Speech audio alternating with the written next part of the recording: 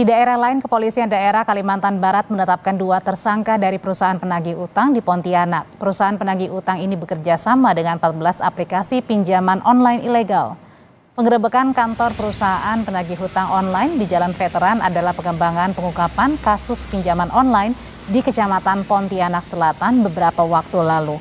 2 tersangka sudah ditetapkan dari 14 orang yang ditangkap dalam penggerebekan. Kedua tersangka berperan sebagai kapten yang bertugas melakukan pengawasan kepada para penagih pinjaman.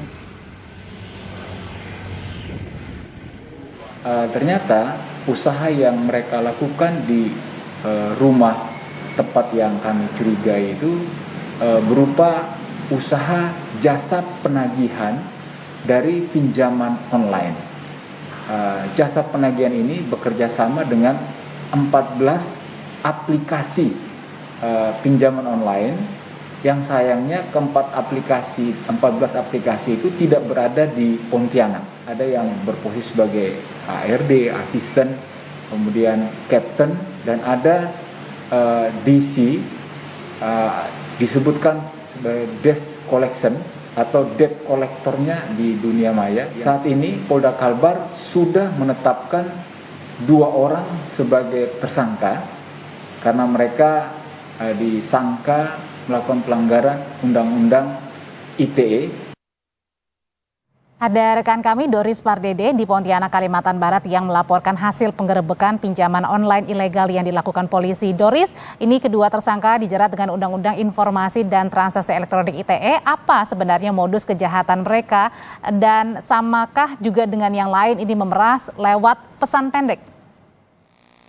Ya, terima kasih Audrey dan saudara, seperti yang disampaikan oleh Kabid Humas Polda Kalimantan Barat pada pagi tadi, bahwa modus yang dilakukan oleh penagih pinjaman online ini sama dengan modus-modus yang dilakukan oleh pinjaman online lainnya, seperti melakukan pengancaman dan melakukan penagihan dengan kata-kata kasar.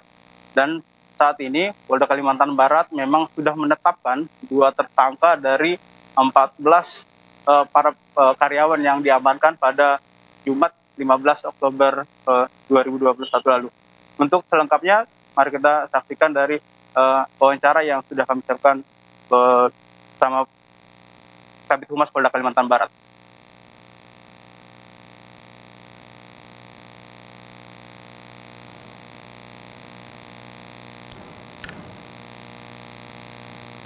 Ternyata mereka menyediakan fasilitas pinjaman, pinjaman angka minimalnya 1,8 juta dan maksimal sampai dengan 3 juta. Dalam prakteknya, misalnya pinjaman yang paling kecil itu yang diterima oleh para nasabah itu hanya 1 juta saja, sedangkan 800 ribunya itu digunakan untuk pembiayaan administrasi. Dan para nasabah ini diberi waktu hanya 7 hari untuk segera mengembalikan atau membayar sejumlah hutang yang diberikan. Dan mereka, para nasabah ini sudah diklasifikasikan oleh para penagih online ini dengan 3 kategori, di mana setiap kategori ada beberapa perlakuan berbeda. Kategori yang terakhir yaitu sudah jatuh tempo, cara penagihannya pun disisipi dengan nada-nada ancaman seperti menyebarluaskan data-data pribadi dengan sejumlah pinjaman yang ada yang tujuannya untuk mempermalukan nasabah sehingga segera membayar. Itulah yang kita gunakan saat ini untuk menjerat para jasa penagih hutang online ini. Kami terus bekerja untuk mencari pelaku-pelaku lain termasuk pemodal dari badan usaha jasa penagihan online ini.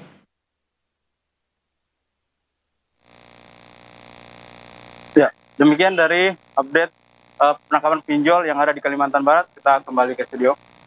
Polisi bukan hanya fokus pada perusahaan pinjaman online, tetapi juga fokus lainnya adalah mengetahui siapa perusahaan penagih utang yang biasanya meresahkan korban ya dengan cara meneror dan lain sebagainya. Terima kasih laporannya dari Pontianak, Kalimantan. Doris Pardede melaporkan untuk Kompas Siang.